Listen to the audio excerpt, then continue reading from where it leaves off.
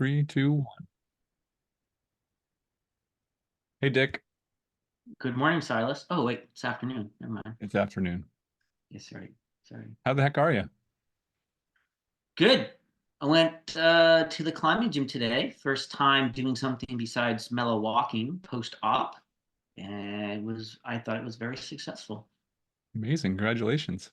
Thank you. Felt fun, which was a good place to start. And B, felt pretty natural and didn't make my brain hurt too much. So, Winning. winning overall good day. So,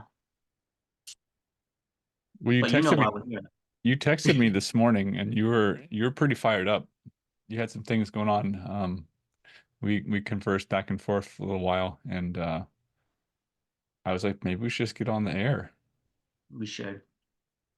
I always appreciate it when we have conversations and I'm fired up because you're very tempering. You're like, all right, just calm down. Gonna be okay. And I'm like, yeah, but I'm fired up right now. I like it Yeah, when you so fired up. It's kind of like the iron's hot. Let's strike this thing. Let's let's get it. strike it. Let's strike it.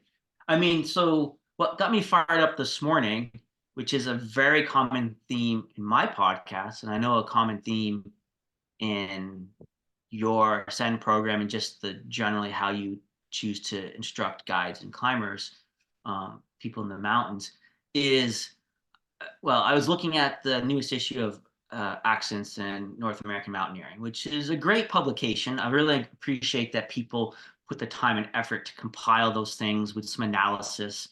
Um, and it's always important when you go into those books to look at them pretty objectively because you weren't there, you weren't making those decisions. It's easy to armchair people's decisions and so on and so forth. But I like to just look at seeing like what's the pattern, not just for that year, but is there a pattern I'm seeing multiple years? And then, what kind can I break these different accidents in these books to different categories? Like in the ones that I kind of thought about this morning were like accidents that are kind of objective in the mountains, things that are oftentimes unpredictable, like rockfall, icefall, avalanches. And then accidents that are really avoidable, rappel accidents, um, poor communication, tying in failures, and a lot of other accidents kind of more on the technical side of climbing, that I feel can oftentimes be avoided with just good fundamental habits and good things like partner checks. And then there's the Venn diagram of like, how do those two things overlap, right? Like, why were you in the mountains at that time? That seems like a bad time to be below a Serac, Right. for example. So there's a time and place piece. And then there's always the outliers, like some random weird event happened in a and you're like, wow, that's I never even heard of that. Mm. But I was particularly fired up about the accidents that I feel oftentimes are avoidable, and the fundamental pieces of just trying to do a good job in the mountains to cross all your I's and dot all your T's, because climbing and skiing in mountains is dangerous to begin with. So take control of the things that you actually have control over, which would be partner checks, for example, technical systems, for example, and try to do those really, really well. So that's what I was fired up about. I'm a little more calm now that I'm a little more tired, but I'm still kind of fired up about that message in general. I think it's awesome. I also think it's really cool. I mean, like all these things, as you say, involve a human factor, right? That there's some reason or some way that people are involved in all these accidents because you're a part of it no matter what. And it kind of looks to me, it's like how far out are you zooming to look at the incident and take responsibility for, like you said, being in that place at that time, and how predictable were those things? And of course, how predictable are things is relative to your experience and expertise. So, we often divide into like objective, subjective categories, like, oh, rockfall is objective. Yes, rockfall is objective hazard, but when you're in a certain place at a certain time is really subjective and how long you're there for. So I do struggle with that piece a little bit. Like, look, we know climbing is dangerous. There are lots of hazards, and no matter what you do, you're not gonna like just eliminate all those hazards all the time. Um, but I do like this theme that you're talking about where we're focusing more on the pieces that are much more, I guess historically we call them subjective, like much more human involvement to the directly making this accident or incident happen. So yeah, I'm psyched to talk about those things for sure. Yeah, I mean, I'm really a big fan of the concept of design of things. Like anytime a human makes something, it doesn't have to be a physical thing. It could be a tour plan, right? And you're just kind of writing things down and make a tour plan. You're designing something, right? So when you have control over the design of something, it's your opportunity to build in some simplicity or more fail safes, or add in things that may not be a big deal until it becomes a big deal. Like, oh, I clipped into the wrong place and that was really detrimental, right? Um, and so I'm always really curious about that stuff. And when you look at accidents and you go bigger picture, like you said, more macro, and yes, human error is a thing.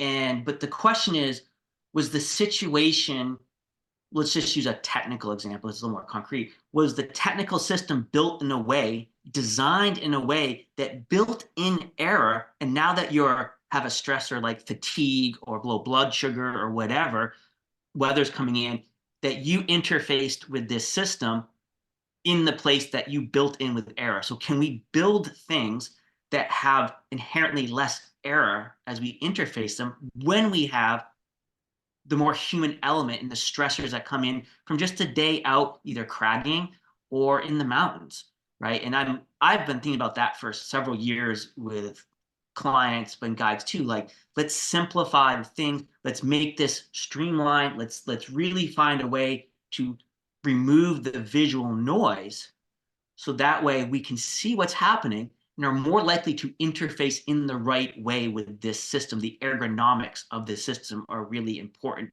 Not just like, I did the thing, nuts and bolts, cool, A to B is all good. It's like, well, yeah, but were you comfortable? Were you in a position of power? Was it easy to create solutions that may arise, that are kind of like worst case scenario, or even just a minor hiccup? Can you fix that without it being really weird? What happens when the system gets weighted? Did you account for that? Right? And now the system is still easy to use or it's not, right? So all those design pieces are really important to me as a mountain person, as I move through the mountains, knowing that there's a whole host of things I have no control over. And if we get that moment where the bad thing happens in this place, am I set up in the most optimal way to deal with it? And some, as you know, some terrain, you don't have a lot going on. You don't have a lot available to you besides, let's not fall here and just keep moving, right? To like, oh, we have a lot of things available to us. As we're moving to the mountains. Yeah, totally. I think it's a lot of it's just a mindset that you go into the field with. And for a long time, my mindset was just how can I make this as safe as possible? How can I be as conservative as possible? How can I design systems that let me be as safe as possible in the mountains? But the thing about that is that you you have to be you have to have a certain level of expertise to create things that are both simple and conservative. Like I'm always saying like let's simplify, let's simplify, let's simplify, but in all reality, taking off the rope and just walking to the edge or scrambling down an exposed section is the simplest. So I don't want the most simple thing, but I want it to be as simple as possible while still maintaining a high level of security and being really conservative. So I'm kind of asking for two things here from people all the time. And the way to get there, I think, is just to first have the mindset and then to actually put in the time of wading through all these different systems and ways of doing things to get out the other side to a place where you can both do it simply and securely. Yeah.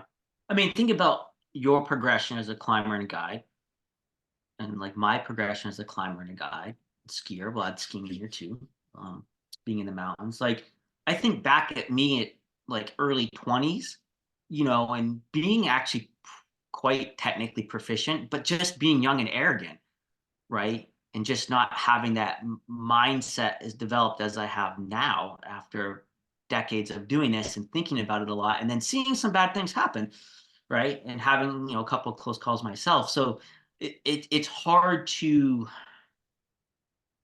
you can only be where you are in your life. And sometimes I think that's really hard for people who are excited, who are younger, they're fit, they're just full of confidence because that's where they are in their life, to understand the literal gravity of how dangerous mountain climbing is, Yeah. and how serious we should take it, and how we can actually do some things that helps reduce our risks, and oftentimes they are the most basic and simple things that we do, like a partner check. Like, Yeah. I don't know how many times I read accidents that a simple partner check would have just totally solved that situation, or not had that situation creation or closure, right, Yeah. in the system, would have totally avoided the outcome that happened, right? And those are Yeah. so basic. So, I think it's really hard when you're starting out, especially because everything's important. And if everything's important, you have to take time to do each step, then it's going to take a while. But it takes a lot of experience to get to a place where you actually know like the two or three or four or five things, whatever it is, that are really vital, like really super important that you should be slowing down for. And the other places you can kind of like either be good enough that you can move through it quickly or check it consistently and just move on to the next thing. Like, okay, I've got good gear on lead. Now I can climb for a few feet, right? Like that's the place to just start moving and not worry about every single literal movement above your piece of gear, for example. But I do think to your point that you just got to go through the whole process. Like I spent a decade trying to be as fast while being safe enough in the mountains with clients and my partners. And now the last decade, I feel like I've been refining like what are the simple habits that I can keep recreating that both are really conservative and effective in the field, fast and conservative simultaneously. yeah, the habit piece is huge. I mean, we obviously had what, 2 episodes on habits, and the discipline to do those habits is also really key.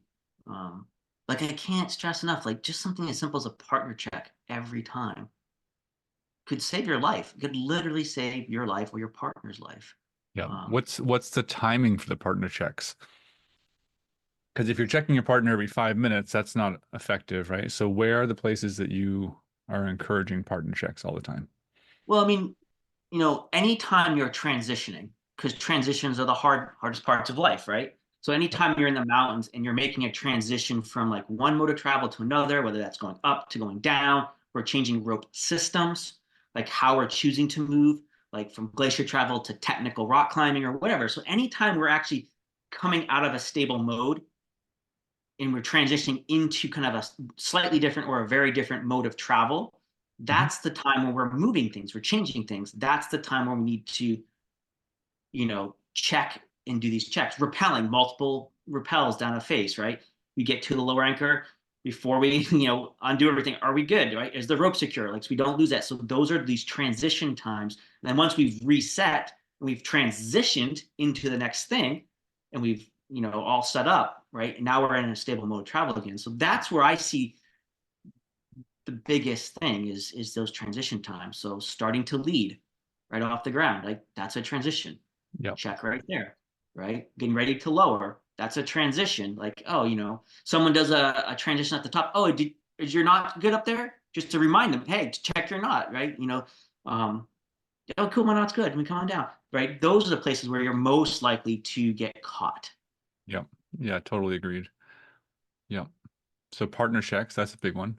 What Right. else was coming up in these instances you were reading about? Well, the other thing I think is key that I was thinking about this morning is there's so much knowledge and information about, let's just keep using climbing as an example. And there's so many people out there saying, do this, don't do this technique, that technique, this to whatever. And the key is like when you go to do something, are you being additive to the system in a positive way, or are you just adding more stuff? Right? Because a lot of people keep adding more stuff. I want to tie a backup knot on this knot. Okay, that's adding more stuff. Is it being additive in a positive way, or is it just adding more things? And if it's just adding more things, then why are you doing it? Because Yeah, now it's we're like creating the visual noise, right? And there's less clarity. yeah. So, like you said, knowing the stuff well enough allows you to build a simpler thing. Like I just tie in with a figure eight follow through with appropriate tail length, nice small loop, well dressed. That is it. It's very easy to check, very easy to untie. You know what you have. I've nailed all the details. We move forward. We don't have to keep adding more stuff because it's not additive in a positive way, Yeah, right? it's like the myth of redundancy. It's like, well, if you're cloved Right, into the anchor with your climbing rope that you're tied to, you really probably don't have to add a second sling to the anchor somewhere like on a different leg, because right. now as soon as you have a transition coming up and maybe that sling is clipped somewhere beside the master point as an extra safety, it's really hard to understand who's clipped to what and what's going on. And so you could easily have perceived redundancy for more safety become less safety through lack of visual clarity. I was working with this couple last summer, and they're like, "Well, we're really," they like lead and they do some multi-pitch climbing, and they're like, "Well, we really slow in our transitions, like in multi-pitch climbing." And I was like, "Well, we did a little like ground school thing," and so they go build an anchor and they clip into it. So they clipped in with a clove hitch each, but they each had they had like lobster claws, so they each also clipped in with two separate things. And I'm like, this Amazing. is wildly safe because you are both connected to the anchor in three different ways, but it's busy. No wonder you're slow because you're just adding too much in. Like the clove hitch and locking carabiner clipped in the appropriate place and locked and tensioned right, that's safe. So adding more to it doesn't necessarily make it safer. It just makes it Right. more visually noisy. And sometimes, like you said, maybe that tether's not in the master point, right? So, and all of a sudden they undo the clove hitch and sit back on the tether, and it really isn't in a place that they could be weighted. So, Yeah. that's that Another piece. Well, the additive versus being positive or just being more stuff. another example that comes up as a way, it's a little different, but basically like we have these anchors in the gunks that are two bolt anchors with chain on them, and each bolt has, you know, a foot or so of chain usually, with some rings in there and some rapid links, and but they're not connected, so they're individual. And the bolts are probably good in and of themselves, but people will clip to one bolt and not build an anchor, and then maybe connect the bolts with something sometimes, maybe not. But you can't clip in the chain. You can only clip in the rings or the rapid links. And so there's only a couple choices on each individual bolt of where to clip. And so people oftentimes think, well, I don't want to build an anchor because that's slow. So I'm just going to clip in somewhere now. And then that's fast for the first clip, right? You clip to one bolt only, but then they join them somehow. The other person clips somewhere else. They have to then do a transition, and the ropes are getting pulled weird, or the chains are getting pulled weird. And it ends up being more of a cluster and confusing than if they had just used like a little micro quad right away, clipped two bolts that everyone had a master point to work off of, and things were visually clean and simple, and ultimately faster also. So that's just one place I see happen a lot where it's like the the myth of saving time up front um, actually makes you slower in the long term and less visually clear as well. Yeah, I 100% agree with that. I've seen that scenario play out many times. And there are some piece where like building a quad, for example, or whatever anchor style you want to build. I mean, that's a mechanical piece that you can practice and just get faster at doing, more efficient at doing. So now the time's not really that big a deal.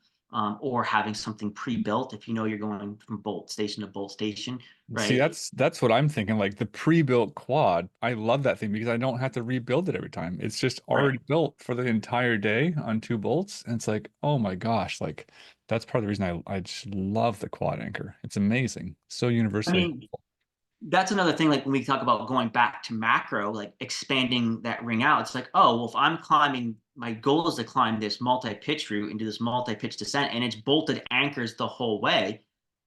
Well, what should I have on my kit today? Maybe I'll throw an extra, pre-tied quad, make sure because we're just going to be essentially clipping bolts all day. So let's have the tools that most make sense for what we're doing. Yeah. Um, so then all of a sudden when we get to it, it's no big deal because it's right there, boom, done. So I mean, it's to the point now for me, like in the Gunks as an example, or in the Alps too, that I just always have a micro quad built, and half of my anchors on the way up are usually bolts, and every anchor on the way down is bolts. So I just know that like 2/3 of my anchors all day are going to be 2 bolt anchors, right, and that quad's pre-built, clip, put your tether in or clove in, and you're just done. yeah, You've already solved the problem. Um, yeah, for sure. what I mean, else? the other thing that also kind of struck me reading some of these accidents was some rappel accidents or tethering accidents, I should say. Um, and I've for a long time really kind of been a big proponent of using the rope as part of your transitions and multi-pitch descents because the systems, you can't lose the rope if you're using the rope as part of the system, and B, it can be clearer sometimes, but it does require a little more nuance and knowledge of how to make it not too complicated. And sometimes the tether is just cleaner and simpler, and that's totally fine too. But I think once we go into like building our own tethers, once again, depending on how we choose to build that tether, we can build in um, situations that could be misclipped, right? And all of a sudden can lead to failure. And the one example I think I saw was like using like a double length runner and kind of daisy chain style, right? Like a series of overhand knots. And essentially, I think they didn't clip through one of the loops, so like the knot was just being jammed in Hmm, the smaller basket of the carabiner versus actually clipped into something, and right. you're tired or whatever, and all of a sudden you weight it and it's holding, but then you wait a little bit more and it's not holding, and it pops out. And then I think the analysis was the solution was, well, next time I'll just make sure I clip the end as well. It's like, well, maybe try just a different tether that's a little bit more foolproof Yeah. than this one. Yeah. Or if you really want adjustability, to be honest, you know, pre-made, Petzl or Edelrid, whatever company you want to use, those tethers, they're actually awesome. They're a little heavier, a little bulkier. I Yeah. don't always carry one, but when I know I'm doing a lot of descents, it's a pretty awesome tool just to be like, this is one and done, Yeah. you know, just boom, done. Let's do Yeah. this. No, it's certainly the best tool for the job. I don't always carry one, but it's the best tool for the job for sure. Yeah. Yeah, that is the one challenge or problem I have with the Alpine Journal accidents report is that who is doing the analysis varies a lot. It's not a third party professional rescue organization that's looking at all these like bigger factor pieces that play into the accident that's doing the evaluation. It's it's just a mixture of people doing that. So the the analyses are varied, I think, to say the least. Right. Some I could see and agree with, and some I'm like, I think kind of slightly missing the bigger picture in this case. Right. But Yeah, yeah. for sure.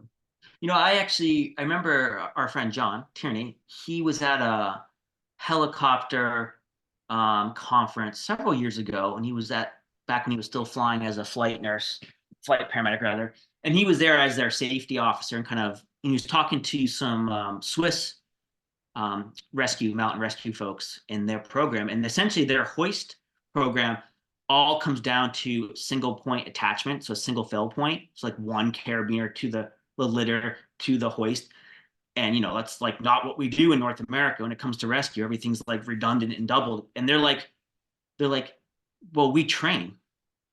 Like we have no incidents of accidents with this because we train really hard, which is different than how you do it. Like you don't train as hard as we do, and like we really focus on that one point Yeah. and we don't mess it up. And that's also a very Swiss attitude about the whole thing. Yeah. I mean, Yeah. there's pros and cons, but the pro of that is like we know this is the fail point. We're gonna make this as best as possible. We're gonna train for it, and we know this is where we have to watch out for. So, but it's simpler and easier, so it actually makes it easier to see problems and actually utilize in the field without all these extra doodads in the way that create visual noise. Yeah. So I do think there's a really a good benefit to that mindset. I mean, we most people climb on a system that is a single point failure. Your rope's gone, you're gone. Period. Right. So it's not like we don't have those pieces within climbing that we commonly use. Yeah. Just in some places we kind of overemphasize multiple things when maybe we don't need as many of them to accomplish the goal safely. Yeah. Yeah, for sure. I think the visual clarity piece is really huge. The training piece is huge. One example of the visual clarity piece that comes up in my head is um, in some guide training years ago. I was not there personally, but in some guide training, we had an anchor that was made with a sliding X out of a single, like a 2 foot runner, 60 centimeter runner. And, a Magic X in a 22 kilonewton sling is really strong. Well, There's no redundancy in material. So if it gets cut somewhere, of course, you're going to lose the whole thing. But it's super duper strong. But the other weak point is that if you have multiple people clipping in and out of that master point and it's being pinched down, it's really easy to clip incorrectly. So there's a case where someone clipped incorrectly, like behind the X part of it, kind of like through between the two strands, and it was just okay in a way when everyone's at the anchor. When things were weighted, it was held, and then the leader got ready to leave again, unweighted, took their carabiner out, and everyone's carabiners fell out of the Magic X. Like they weren't in the anchor. They were just clipped in a way that was around the carabiner. And all of a sudden, there were at least one person, if not the entire team, was unclipped from the mountain and just happened to be standing there, not, not leaning back from the anchor. Um, so that's an example of like that visual clarity piece just being problematic. well, that actually leads me to another thought I had about all this is like, what is like the fundamental concept of doing a thing? Like when I think about building an anchor system, I want the system to come down and funnel into a discernible, easily recognizable master point. That's the whole point of doing that, is to bring all of it together to one place where we do all the business. So are there times and places where we can clip off to one piece, say as a 2 bolt anchor, and clipping off to one of the bolts as we lead out? Sure. But my default is let's funnel to the master point because that's where the business is. Let's do all the things at the master point and build from there down, right? Downstream. If we need to add other pieces of extension or whatever the scenario may be. An example like a Magic X, which is actually a great anchor in the right situation, adding the visual clarity of like a master carabiner with a really good, robust locking mechanism is a great way of kind of understanding the downfall of that system and making it as usable as possible, because you might actually want and need to use that anchor for other bigger conceptual reasons, and you're just trying to mitigate the fact that it has a poorly defined master point with some other solution, Sure. right? And I think about that a lot. It's like, okay, let's build this system so it's just clean, and let's interface where you're supposed to interface with it, right? Not some random, oh, it's kind of okay here. It's like, no, just start here, right? Master point, and then change if you need to, if the situation really demands it. But most of the time it doesn't, to be honest. I mean, the quad anchor on 2 bolts is like a better and more improved version of the sliding X, right? It, Yes. it like shares a load almost equally as well. You have two strands, you have two pairs of two strands that are really strong. So now you have two master points that are completely independent, and you still have that adjustability of equalizing in different directions. Oh, so good. It's Ode so to the good. quad. It's so good. It's What else? What other accidents were you seeing? Any system closures or there were lack of certainly system closures? there were some rappel accidents and lowering accidents that didn't have system closure. Super common. And some of these are with very skilled and very experienced climbers Yeah. who just like hooked up to the wrong side of the fixed line and there's no closure on it, and go to rappel and they rappel off like the 10-foot section of fixed line versus the 190-foot section of fixed line, right? Yeah. So that kind of stuff. And then once again, just the lowering off a sport climb, for example, and no closure in the system. And Yeah. So there were so this closure of the system thing is like it is like the foundational piece that if you're going to go climbing, it's literally for me when I take people climbing now, if they're new to climbing in a gym or not, I tell them if you don't remember anything else I tell you today, this is a system closure. We go through it. These are ways to close the system, the rope system. And every time you climb or rappel, your system should be closed. Whether you're in a gym or outside, the system should be just closed. Like that is the blanket rule that I want people to abide by, no matter where they're climbing. And it would save so many lives still. Like I didn't learn to climb by closing the systems. I've had friends hit the ground. I've seen clients hit the ground, not of my own. I've seen guides hit the ground while guiding.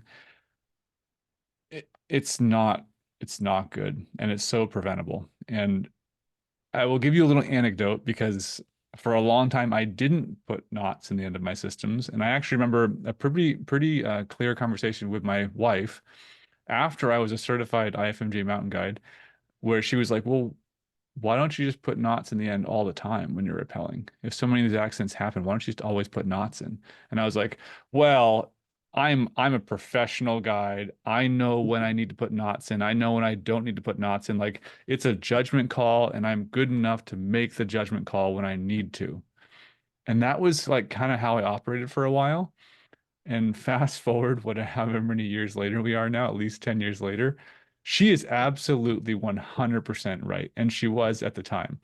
So now I do that because my philosophy is that all of our habits that you're doing out there, that you're creating day to day, whether you're cragging or climbing big routes, like you're developing these habits when you have the bandwidth to develop habits and do things perfectly, so that when you have the limited bandwidth, for whatever reason, your default setting is like putting on your seatbelt in the car. You just do things in the most safe way.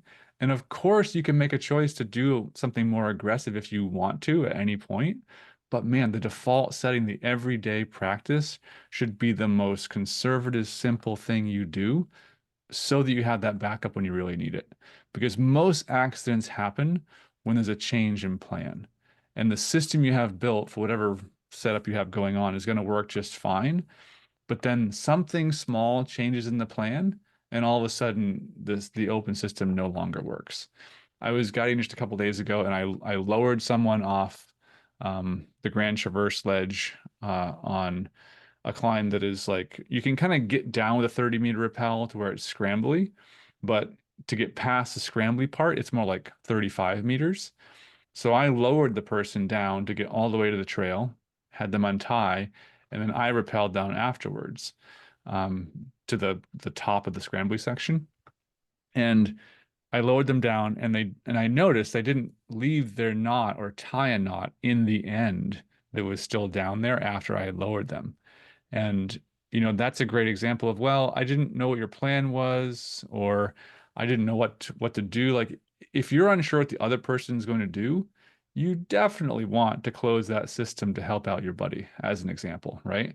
So it's just such an easy one, and it's such a pattern of action that keeps happening over and over and over that I'm telling people that, like, if you're listening to this podcast or whatever, wherever you're hearing this right now, just close the rope system either with a stopper knot on rappel or when single pitching, or if multi-pitching, have both people tied in all the time. Closed systems save lives. You can always open the system and untie that knot or untie the person to clean up a rope twist or tangle if it happens, especially with like two ropes going on at the same time. But man, make that like your default setting, and it will literally save someone's life. Um, yeah, I just can't stress it enough. And I'm talking to myself 10 years ago because my wife was completely right. Like I am not that good to get it right every single time. I'm gonna miss something at some point, and I want that back up there. Yeah.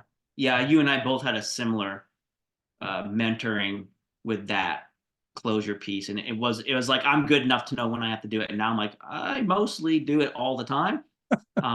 Actually, there was that episode I had on closures in my podcast, and the only thing you kind of like gave me a hard time about is like when I would say like a system with no knots, but you can see that their rope ends are on the ground. And I'm like, oh, that's a knowledge closure. That's a like it's closed because it you can see it hit the ground.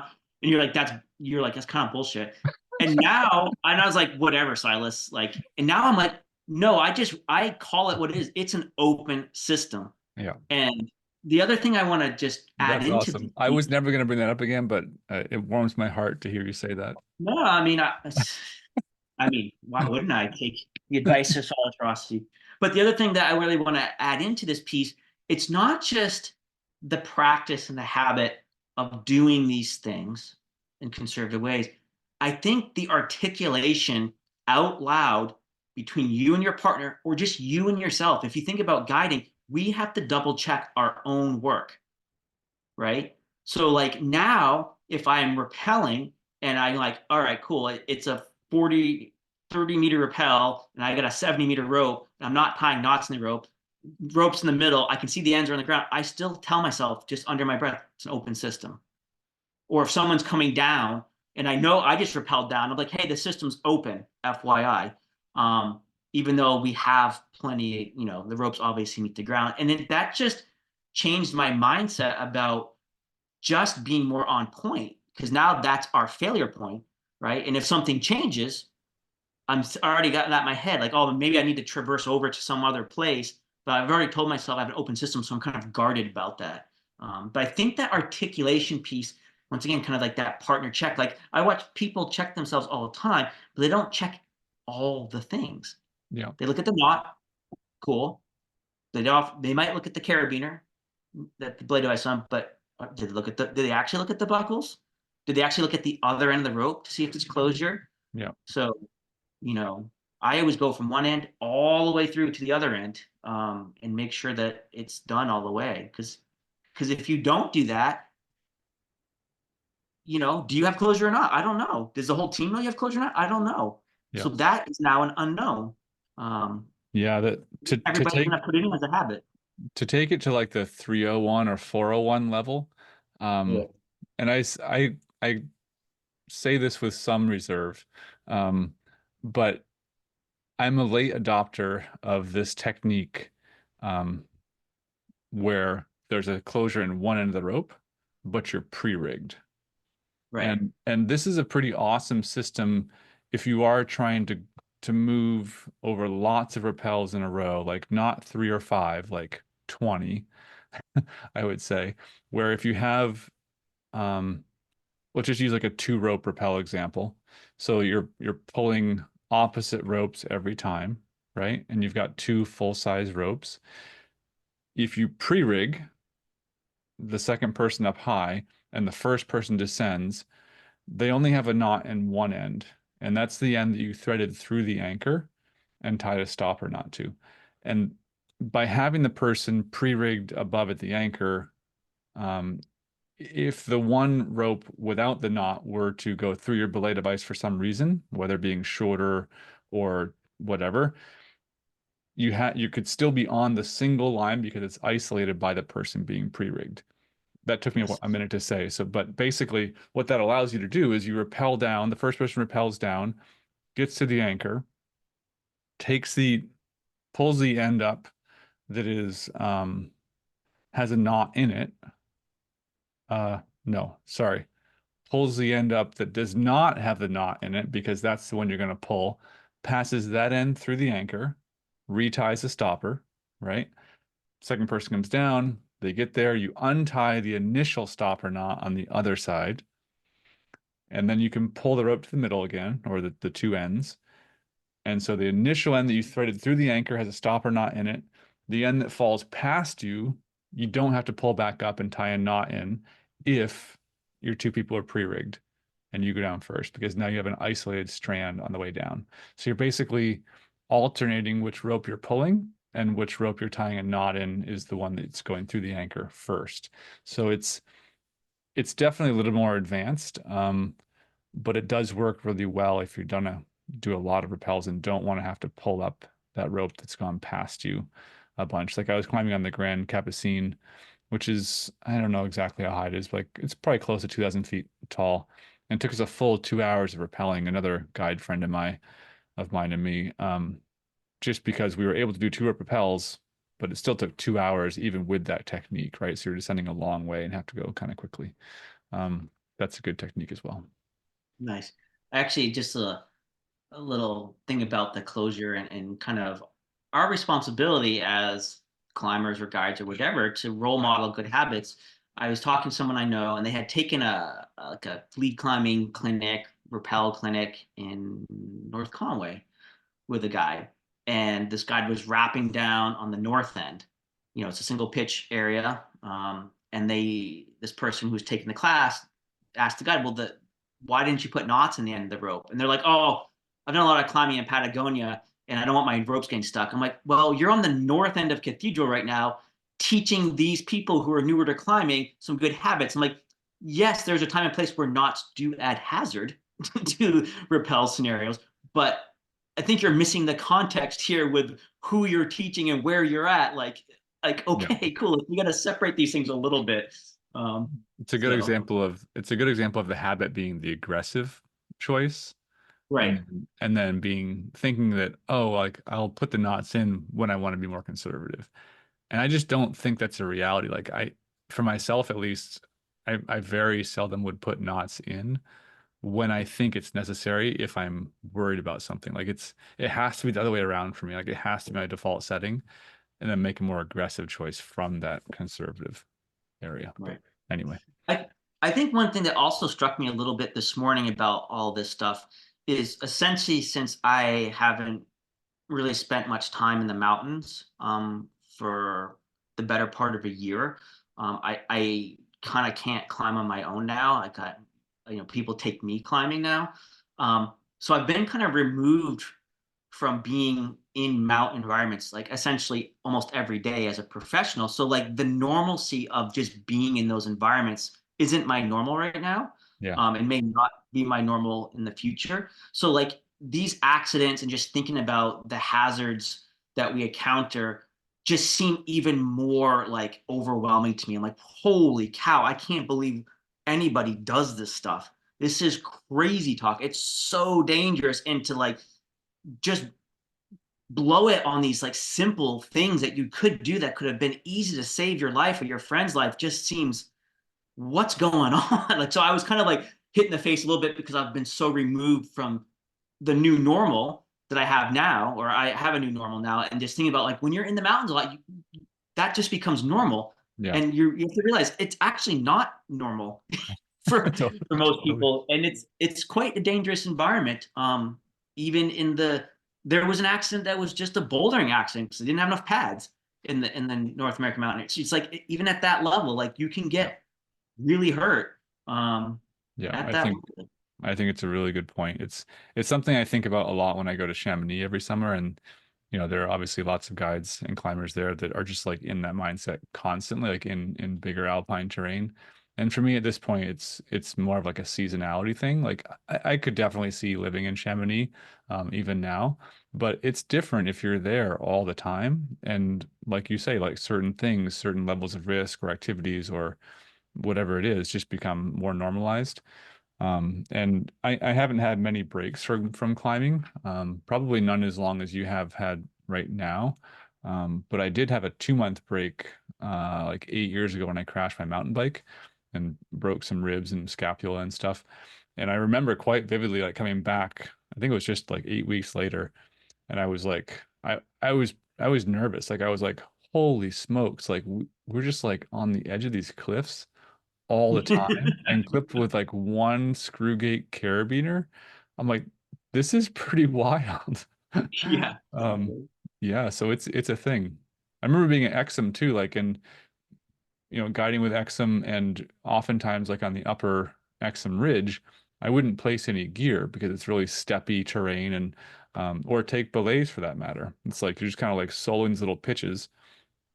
And I remember being in the valley and just thinking like, wow, that's pretty intense and aggressive to not take a belay or place gear on some of these pitches, and some would be one or the other, of course.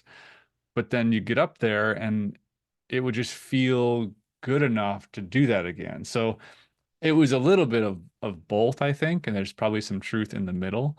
Because when I was in it, I felt like Superman and felt like I right. was fit, making it happen, like confident, like no big deal.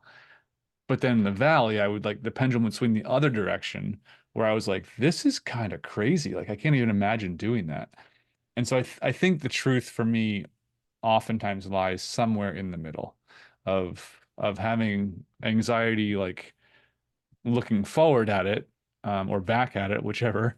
But then in the moment being a little too overly confident, perhaps. And I hope now that I'm more in the center of that, whatever, 20 something years later. But I think at times the pendulum swings. And I think recognizing that for all of us is really important, just in our risk assessment and how much risk we take on day to day. Certainly. Yeah. I mean, if you want a little sobering trip while you're in Chamonix, go to the graveyard. Yeah. Look at how many climbers are young and dead, right? Yeah. It's like these are people that are living in this environment. They're probably fit, knowledgeable, just because that community is fit and knowledgeable. Yeah. They're not here.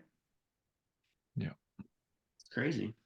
So I think Will Gadd actually speaks pretty well to this. I've heard a few talks from him about why he backed down, and actually Steve House too, why they backed down from big alpine endeavors. And I think Will Gadd actually had a slide in a presentation where it's like all these famous alpinists that are no longer with us. He's like, these were all like the best of their time, Right. and they all perished in the mountains. Like, so like it's not just like the person who doesn't know much because they're newer, the inexperienced. It's the people who also are crazy experienced, Yeah. um, but also oftentimes can make mistakes, Yeah. and those mistakes add up. Um, And so even not making mistakes, honestly, it's still very dangerous, right? Like no matter you can do everything right for your entire career and still get taken out somehow. yeah, Yeah. yeah. So try to do your best to do everything right, so you're more likely to not get caught in between, that 1% moment where also, Yeah. I mean that's what it comes down to for me still. And it's been kind of my philosophy for as long as I've climbed is I just took it really seriously and I just tried to really have control over the things I can control, both before and during, as well as I possibly can. And then afterwards, thinking about things, um, you know, with hopefully outside perspective. And I think even us talking today is a good example of doing that. Just talking through things and debriefing things, um, getting someone else's, eyes and ears on something can be super helpful. sure. I mean, we do have this interesting lens of being guides and having a lot of training and a lot of experience and a lot of things we figured out and mistakes we've made. And then ultimately coming down like, oh, we are responsible for other people's lives and our own. And what am I willing to risk, Yeah, you know? To do this. Now we are doing this thing. They hired us to do this thing, and that's kind of crazy itself. But let's put that aside, the craziness of our job. But like, what am I really willing to take on here? What am I really willing to risk? Am I really willing to risk this person's life by making a shortcut, for example, or not articulating things well, or not adding closure in? yeah, Because even if it's a low probability, it's not a zero probability. And if you get caught, you can't be surprised because it's not zero. So if it's not zero, there's still a chance. So yeah, if you fall into that low probability, that's on you, you know, yeah.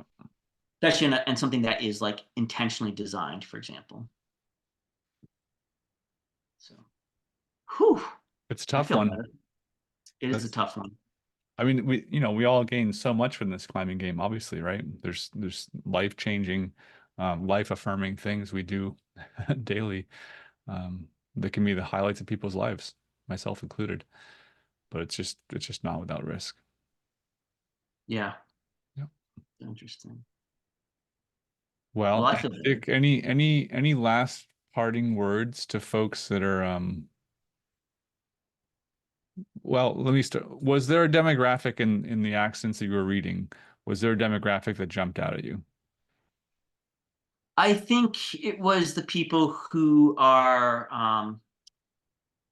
not that experienced in mountain travel, either much newer or people who have had just enough experience to be kind of confident, like the classic Dunning-Kruger effect. Like they think they are invincible or they know all the things, and they're like, "Ooh, actually, you don't." Um, So I think that's the demographic. Um, So if but you know, so to be if you put on your most fatherly coaching hat here, instructor hat, and have you have 2 minutes to give these people that are in that demographic but haven't had these accidents yet, to give them some wisdom, what's the short version of what you might offer somebody? I would say that um, partner checks you should do at any transition point, up to up, down to down, whatever, leading, belaying, top or bait, and check the whole system that's relevant, right? That's a big one, and do it every time, um, and articulate it to your partner. Say it out loud. Um, I think the closure piece as a default habit is really important, whether it's leading or repelling. Um, and then I would also say, like, whatever you think you know, there's way more to know. So this is not like we stop here with this knowledge. Like, go a little deeper, learn these skills a little better, so that way you have a better, wider platform to work from to be safer, simpler, more efficient in the future, and be more flexible, right? Don't just stop where you are. Try to go just a little bit further, even if you don't have aspirations to do anything bigger, just go a little bit further, just so what you're doing right now, this is where you want to kind of hover at, is as good as it can be, right? Nice. Because even in a gym environment, you could get seriously hurt, right? So just knowing how to tie your figure eight really well to a higher standard is a great example of that. Don't just stop at the instruction you got at the gym. Sorry, gyms, but like take it to like what a really good knot looks like and do that every time and articulate that to your partner. And that's going to make you a better gym climber, Love it. safer gym climber. There you Nice. go. Well, you got some parting words? Do I have any parting words? I think I love the stoke and energy and excitement that newer and particularly younger climbers come to the sport with. And it's quite the opposite. I don't know, like just like attitude or energy. A lot of times when I think about someone who's been doing it for a long time, as just being a little more serious, like moments of joy and fun, yes. But if the whole thing's really exciting, and just like carefree fun, I'd just be a little wary of that because you're probably missing some of the hazards that are going on, that are present. Like I think Yeah. about meeting Steve House one time, and he's a really nice guy, but I was like, wow, that dude's pretty serious. And you know, it served him pretty well. Yeah. It's this is a serious game. It's not that it's not full of fun. Um, but if it's always just like, Yahoo, we're having a good time, no big deal, carefree, I think that's a red flag for me. So, Yeah. yeah. Nice. Well, I think I'll sleep better tonight now that we've had this conversation. Oh, good. Yeah, which is Well, important. thanks for having the conversation. It's always fun to talk. Always fun to talk. Thank you. I guess we'll talk again at some point. I'm pretty sure. Yep, I'm Yeah, hoping. I guarantee it. All right, All man. right. Signing off. All right. Check you later.